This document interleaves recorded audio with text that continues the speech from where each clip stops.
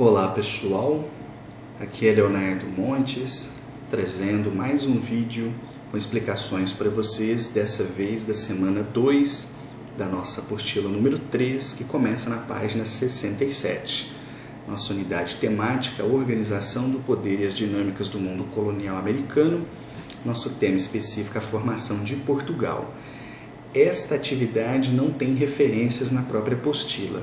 Portanto, para resolver essas questões, vocês terão que recorrer à internet, porque é um tema muito específico o que está sendo pedido aqui, então será importante pesquisar. Mas fiquem atentos ao vídeo e eu vou trazer aqui alguns conteúdos chaves que, se vocês pesquisarem, vocês facilmente conseguirão resolver essas questões, tranquilo? Então vamos lá.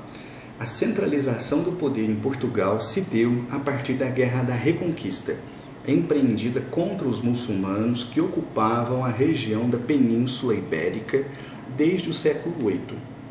Após a guerra, foi formado o Condado Portucalense, que estava subordinado ao rei de Leão.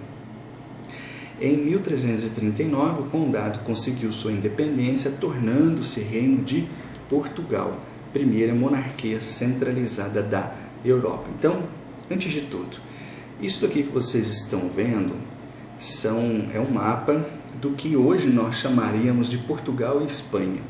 Então, esses eram os condados, as regiões divididas, não é? Então, vamos observar alguns pontos importantes. Primeiro, Guerra da Reconquista. Com a queda de Roma, os árabes começaram gradativamente a invadir a Europa. Então, neste período aqui, a região que hoje nós chamaríamos de Portugal e Espanha estava sob domínio dos árabes e, portanto, sob a influência do islamismo, que é a religião deles. Os cristãos haviam sido expulsos e eles estavam, portanto, dominando essa região há bastante tempo. Então, quando se fala em Guerra da Reconquista, é um movimento organizado para expulsar estes árabes dessas terras e, portanto, os povos que ali viviam anteriormente voltarem a ter a posse dessa terra, e com isso também o retorno do cristianismo a essa região. Esse é um dos fatores importantes, inclusive para se entender por que Portugal e Espanha foram países muito católicos, ok? Então, toda vez que vocês ouvirem falar em Guerra da Reconquista, é um movimento para expulsar os muçulmanos do território que hoje nós chamaríamos de Portugal e Espanha, beleza? Agora, outro ponto importante. Em 1339, então, Portugal se torna a primeira monarquia centralizada na Europa. Vamos lembrar que, neste período, o que vigorava era o feudalismo. Então, ao invés de países formalmente constituídos, haviam pequenas regiões dominadas por um senhor feudal, ali com sua população, com servos e tudo mais. Neste período, Portugal se torna um país independente, constitui a sua própria monarquia e tem, portanto, um rei e todo um sistema no que se refere às leis, um sistema no que se refere aos impostos, à economia e tudo mais. Então, isso dá a ela esse destaque de ser o primeiro país a se formar muito antes do restante dos países europeus. Vejam, portanto, que quando nós falamos em estados e nós estamos falando de países, é importante considerar que a formação de países como nós conhecemos hoje, ela é muito recente na história da humanidade, ok? Então vamos lá para a pergunta, né? Além da Guerra da Reconquista, quais outros fatores contribuíram para fortalecer o Condado Portucalense e posteriormente o Reino de Portugal? Então, vocês devem pesquisar na internet sobre a formação do Reino de Portugal. E aí vocês vão ver todas as crises, as disputas de poder, toda a questão que havia com o Reino de Castela, que era vizinho, e toda a rixa que havia, enfim. Vocês vão ver que existem vários fatores que contribuíram para que então Portugal se fortalecesse e conseguisse, enfim, ser um reino independente, ok?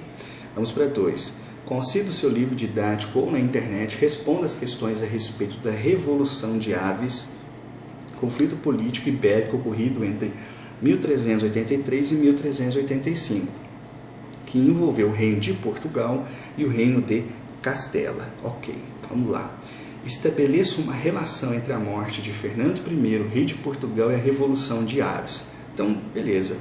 Para responder todas essas perguntas aqui, a chave vai ser pesquisar sobre a Revolução de Aves. Assim que vocês lerem sobre isso e vocês entenderem o que foi este conflito, vocês vão conseguir resolver essas questões. E vocês vão ver que, como em boa parte da humanidade, a luta pelo poder, a disputa pelo controle, por assumir a frente de um determinado povo, é responsável por uma série de conflitos e revoluções que transformam profundamente o mundo ao nosso redor.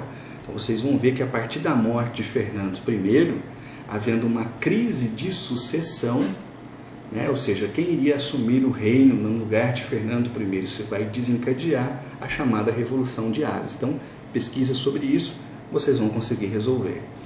B. De que maneira a independência de Portugal estava ameaçada com a morte de Dom Fernando I? Então, se o rei morre e ele não tem sucessor, o país rival, que no caso era Castela, começa a ficar de olho nas terras de Portugal. Então, é sobre isso que vocês devem falar. Quais eram os interesses e o posicionamento da nobreza e da burguesia frente a essa questão? Esse é um ponto interessante. Como Portugal foi o primeiro país, digamos assim, a se constituir com a sua nobreza e tudo mais, ele também teve um papel de destaque no que se refere ao papel da burguesia. A classe comerciante se fortaleceu, o comércio era muito forte. E qual era o interesse dessas pessoas e também da nobreza no que se refere a isso? Será que era interessante manter Portugal como um reino independente? Ou será que unir Portugal com Castela era mais interessante? Então, ao pesquisar sobre a Revolução de Aves, vocês também vão conseguir responder. E por fim, quais as consequências da Revolução de Aves? O que aconteceu depois que essa revolução surgiu? Qual é o seu desfecho? Ok? Tranquilo? Vamos para aí. A imagem a seguir representa a Batalha de Aljubarrota, não sei se é assim que fala, embate entre as forças militares do Reino de Portugal e Castela, ocorrido em 1385. Descreva quais interesses envolvidos nessa disputa. Então, está aqui uma imagem. Então, o segredo para resolver essa questão é o quê? Pesquisar Batalha de Aljubarrota. Então, ao pesquisar sobre isso, você vai entender então o que foi esse conflito e quais eram os interesses. Quando vocês ouvem falar em interesses, vocês podem pensar em motivações. Uma guerra ela não acontece à toa. Tem sempre um conflito de interesse. Alguém quer alguma coisa, o outro quer outra coisa, junta tudo isso, muitas vezes acontece uma guerra. Então, ao pesquisar sobre essa batalha, vocês vão descobrir esses interesses, ok? Vamos para F. A imagem abaixo representa o casamento de Dom João I com a princesa inglesa Dona Filipa. Quais os impactos dessa união para o fortalecimento dos interesses expansionistas do Reino de Portugal? Então vamos lá. Uma coisa que vocês vão observar é que muitas vezes, para ter alianças políticas, havia casamento entre pessoas de nações diferentes. Então, Dom João I de Portugal vai se casar com Dona Filipa, que era então a princesa da Inglaterra. Esse casamento proporcionou benefício para ambas as nações, para ambos reinos, digamos assim. E isso é muito comum em toda a história da Europa. As pessoas vão fazer muito isso. Então, para saber esse assunto, vocês devem pesquisar então esse acontecimento do casamento de Dom João I com a princesa Dona Filipa. Vamos continuar. 3. Logo após a sua formação, o Estado português adotou uma política expansionista muito forte e saiu na frente em relação ao estabelecimento de rotas marítimas para a África, Ásia e mais tarde para a América. Levando em consideração todos os aprendizados adquiridos e observando o mapa abaixo, liste 4 motivos que têm impulsionado Portugal a ser o primeiro Estado centralizado da Europa a se lançar às grandes navegações.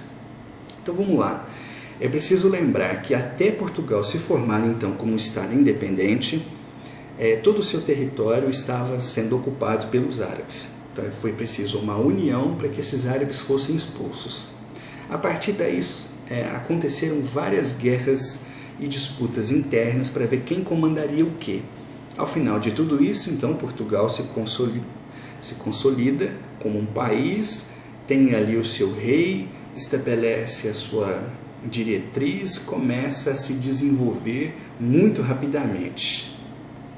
E uma série de fatores, fruto de tudo isso, é que vão gerar o contexto necessário para que então Portugal conseguisse empreender as chamadas grandes navegações. O que são grandes navegações? Olha só, o mapa não está numa boa resolução, mas Portugal está aqui.